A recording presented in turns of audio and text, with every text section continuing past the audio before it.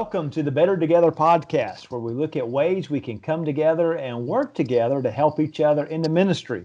Today we have with us Phillip Morgan. He's the history program coordinator at Welch College. He has an undergraduate degree there from Welch in music performance. He also has a Master of Arts degree in history from Middle Tennessee State University, and he is working actually, he should probably be working right now on finishing his dissertation for his PhD at Kansas State University. So, hey, welcome to the Better Together podcast, Phillip. Thank you so much for having me. It's a pleasure to be a part of this. Well, I hate to be dragging you away from your dissertation, but we're in the midst of a bit of a pandemic, aren't we? Yeah. It's been quite an interesting semester for everybody involved. It's been very intriguing. And I'm sure many people are like, why would we want to hear from a historian in the midst of a pandemic? But history has something to teach us about all of this, doesn't it? I find that it does. I find that it's very helpful in giving us a sense of perspective in dealing with the things that are going on. It helps us get a sense of how people have responded in the past, and also just the knowledge that people have dealt with this kind of thing in the past. Just experience gives you a little bit of a sense of normalcy, right? So the more times you do something, the more times you know about it, easier it is to kind of handle the decisions that you're facing, and not to let fear really feeds on ignorance, and it feeds on a sense of not knowing what's going on. And so it helps to kind of curb some of those excesses and curb some of those fears as well. So a lot of people are saying we've never been through anything like this before. And truly, we as individuals have probably not been through this, but all through history, there's been quite a bit of it. And the church has been through a lot of this, hasn't it? Sure. If there's anything that we could point to that we have faced, we've faced a lot of diseases, and we've faced a number of, what we would call like civilization-wide plagues or worldwide plagues. So it's not the first time. It is the first time in living memory. There may be a couple of people who were around in 1917, which was kind of the last major worldwide pandemic that we kind of point to. But there are a number of them, and prior to the 20th century, they were a lot more persistent and regular. And so when you look to the past, you actually find a lot of examples of this going all the way back to the ancient world, and the early church really dealt with some of the first, what we would consider maybe worldwide pandemics. We had a physician from Duke University, Dr. Harold Koenig, was on a couple of weeks ago, and he said one of the things from his understanding that helped the early church kind of explode was the way the church reacted in the midst of some of the difficulty, some of the disease and so forth in those days. I know you've looked at that a little bit. What can we learn from the early church and the way they dealt with some of the crises they experienced? Sure. So one of the interesting things about the Roman Empire is that it was one of the first major international trade and political entities that really exceeded anything that the world had seen before. And what that allowed, several historians have argued that those global trade networks allowed for disease to travel much faster, especially out of the two kind of major centers of diseases that have produced these diseases historically, which is in Asia and then in Central Africa. And Rome had connected those two things, and they met there in the middle of the empire, which is also where Christianity was really gaining some momentum, and the early church was that. And so they had a series of major what they called pestilences or plagues that swept through the empire through the 3rd century in particular. And Christians responded to those plagues and those pestilences in a number of ways, and the way theologically they saw them as one, well, this is nothing that we should not have expected already. It's something that we hear about in Scripture. God is still in control. Some people talked about the fact that God used these kinds of things to what Tertullian called it. He said it was like pruning a society. It was a way to kind of call people back to righteousness and to obedience. And some early Christian leaders were a little less optimistic about if that actually happened or not, that maybe that's what should have happened, but that people tended to kind of go about their business instead of actually repenting as they should. But that's at least one of the things they said is it should do. It should call us to think more clearly about death and about its ever-present threat, because that is the case. That these pestilences are only revealing something that is already present in everyday society. And so it shouldn't have caught people off guard. But then the other part of this is, how do we respond to these things? And so the Bishop Dionysius, he was the bishop in Alexandria in Egypt during the 3rd century AD. And he wrote about the plague which swept through their part of the Roman Empire during that time period. And he said that it served as a test for Christians. And they had just come out of, so this happened in 252, just a couple of years before. They had the official persecution that had been put in place by the Emperor Decius. And the Christians had gone through a horrible time of persecution and martyrdom. And then Dionysius actually says, we had just kind of caught our breath from that when this plague swept through, and it was just killing people in massive numbers.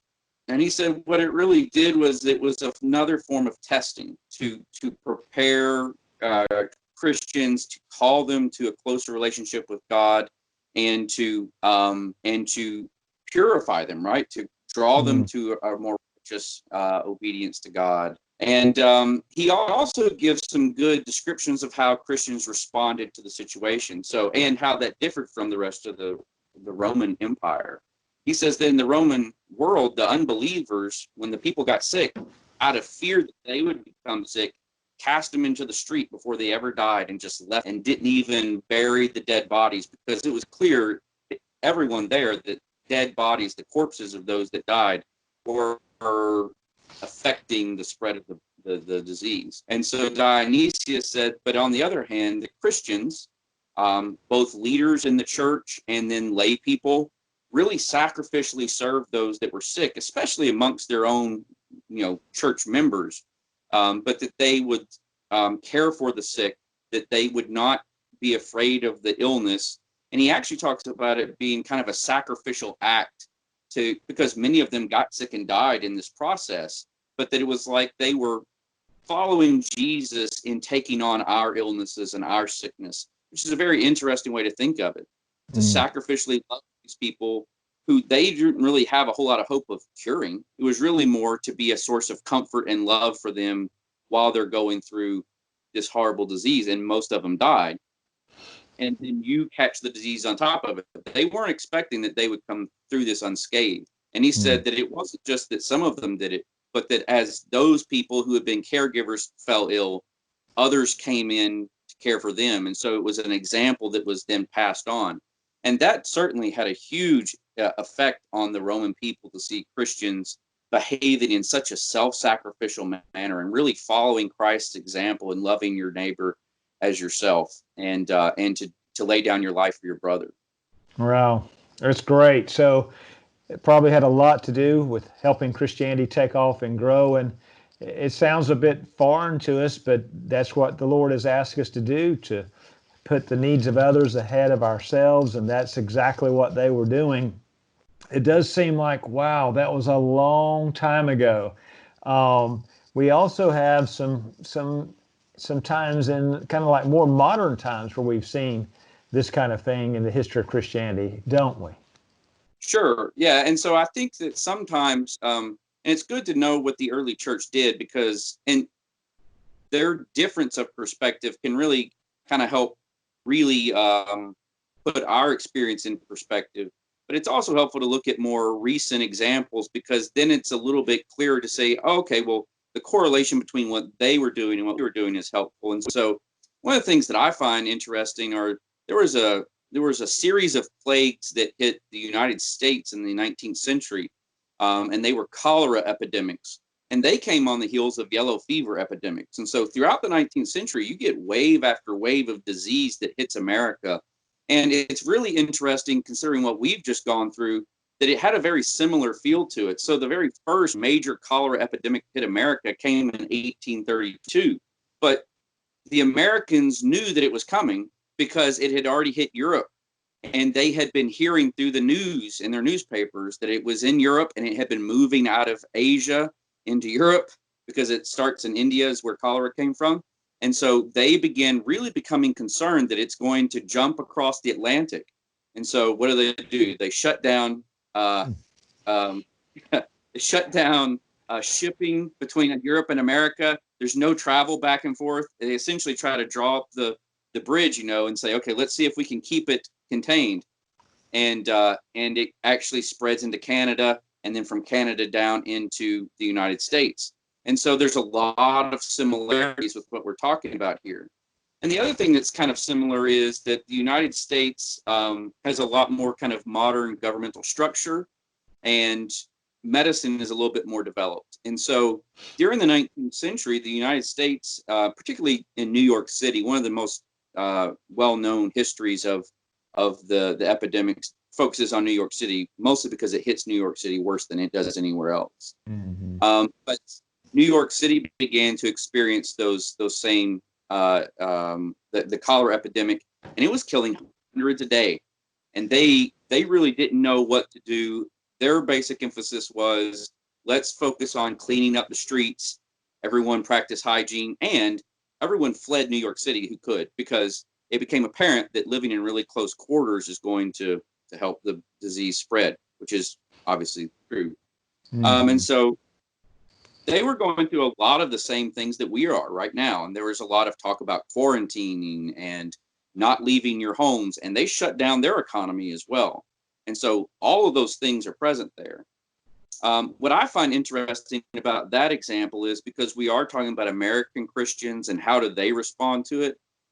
So this is in the height of kind of revivalism. So there is a lot of preaching about repentance and preparation for the coming cholera. And but they were not wrong to say that what was clear was that the cholera affected people who lived in really bad conditions, where there was a lot of trash that hadn't been cleaned up, or a lot of filth. And what that meant was that it primarily affected people who engaged in a lot of heavy drinking, or engaged in some sort of an other kind of sinful lifestyle. And it did affect others, obviously, but it hit the lowest income people the worst. And you also tend to see those kind of correlations. And so they really emphasized that, okay, one of the ways that you can help prevent this is, let's actually abandon these wicked lifestyles. Let's abandon heavy drinking. Let's abandon all these other things. And so the Christians really push that stuff. But when the cholera actually hits, they also turn around and start giving sacrificial love to those that are sick. Cholera, once the signs of it manifested, you did not have very long. You would die pretty quickly. And it came from rapid dehydration. And it was a excruciatingly painful death as well, because the dehydration was so rapid that it would just kind of deform the whole body. Your muscles would have incredible cramp. And so it was just very unbelievably awful. And they would care for those people. And the transmission rate was very high. So they were putting themselves in danger as well. But one of the other things that I noticed that I thought was interesting, that might be something that I don't really feel like we've talked about as much, as the other thing they did was, all these businesses that had been closed down, all these factory workers who were not getting paid, the churches saw it as part of their job to also care for them who were suffering economically, not just physically from the disease. And I think that was an interesting idea that we probably should at least think about. And then the other thing that I thought was, what highlights a little bit of the difference between then and now is that in the 1830s, churches still felt like they were responsible for taking care of a lot of these parts of society. And in the 1930s, the church really gives a lot of those responsibilities over to the federal government, especially through the work of Franklin Delano Roosevelt. And so we start to give off the idea of poor relief and of health relief, and we start giving it over to the federal government or professionals in some other fashion. rather than seeing it as a individual responsibility as Christian. So it is very similar, same kind of feel, same kind of economic, but it is different. The church was very involved. They were the ones that were providing the relief. It's prior to 1930, and so you're saying there's really some lessons we in America and wherever people would be listening to this, lessons Christians can learn from all of this and trying to help their neighbors, trying to be there for each of them. Yeah, I think that that's an important aspect of it. And it's not just those that are sick, and I've been guilty of this. A lot of the people I talk to, I said, well, have you been sick, or has anybody in your family been sick? And there have been some people that I've known who have come down with, the coronavirus. And, but that's been my main question. And I hadn't really thought about, what about the people who maybe have lost a job? And to some degree, we've asked about that, but to see that as also part of our calling, part of my calling as a Christian is to be a source of comfort and help during this time period for those that are suffering economically and physically. And then the other part is we shouldn't necessarily have to wait on the government to call for a national day of prayer. So that's one of the other kind of interesting things. In 1833, President Jackson was the president, and he was of the opinion that he didn't have a constitutional right to call for a day of prayer. So he just refused not to do it. He just refused to do it. But what you find is that Christians all across the United States decided they were going to do it anyway. And so local associations of Christians called for a day of fasting and prayer, of mourning, and that they were going to repent for the entire society, not just for their own sins. And so it was really a sense of petition for everyone around them. And I think that those are helpful lessons for us to take serious, that we ought to be lifting up petitionary prayers or intercessionary prayers on behalf of the people around us, as well as, trying to provide physical assistance and physical help. That's great. So Ecclesiastes is correct. There's nothing new under the sun. And we can definitely learn from our brothers and sisters from the past. And what you're saying is we, all through history, these are the kinds of things Christians have done to respond to these particular situations. So let us be thinking about that as well. Good job, Philip. One thing you did really highlight is not just to focus on the sick, but focus on those who've lost jobs, or focus on people perhaps like maybe even kids that didn't get to graduate or had their last senior year, those kinds of things. Be really outward focused and think about what we as Christians, as the church, can do to provide for those particular needs. Right. Yes, and I think that is important. I think that's the way to go about it, is to try to look for any ways that we can help.